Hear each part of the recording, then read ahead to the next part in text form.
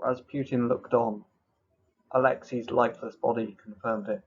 Russia was under his control, finally under the holy guidance which his leadership would provide. Soon the resistance would be dealt with. All forces not loyal to him were being destroyed promptly by the military. He smiled. Russia would be great once more. While in Berlin, Kaiser Wilhelm II was also planning something. The chaos in the Balkans and Russia had prevented large-scale war on the continent for now, but this could not last. He had worked with his generals to go with the original Schlieffen plan, including the invasion of the Netherlands, although he had instructed his troops to do no harm to the Dutch royal family and have them reinstated after the war. With the full might of the German army, France and the Low Countries would not stand a chance. The press announced the news the next day.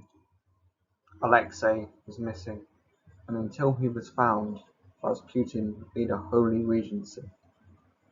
The country was to be under martial law until further notice, and the military now swore allegiance to him, not the Empire, nor Alexei. The troops struck at dawn. The poorly equipped Dutch army was quickly overrun by the well-trained German army, so much so that in 2 weeks the Low Countries had been occupied, and the Wehrmacht looked on for a repeat of 1870. The Kaiser is said to have remarked, "Lunch in Paris, dinner in London."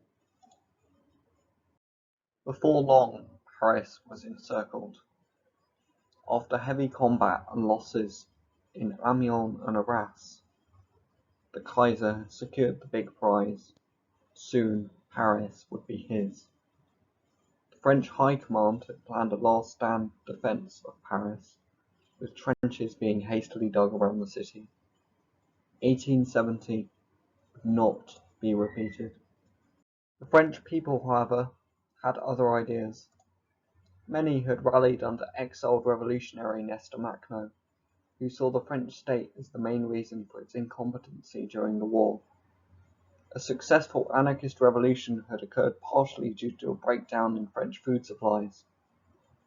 Makhno had managed to negotiate a deal with the Germans for all of France's former colonial holdings, the independence for German-aligned Occitania, and concessions in northern France.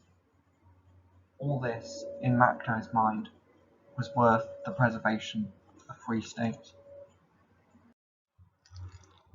George V was determined not to let his empire fall to revolution as France had. Rumblings of a syndicalist revolution were already being felt, with anti-royal sentiment at an all-time high. Rebels had killed the exiled Romanovs in the last whimper of the dying house. George could not allow this fate for his family, for his country.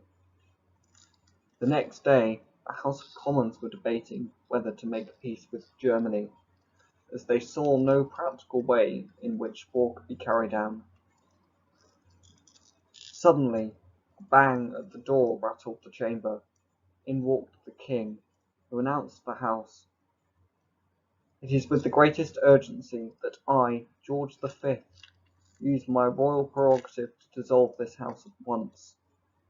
This Parliament would gladly invite the wretched Reds into our country and remove its glory. Long live the House of Tudor."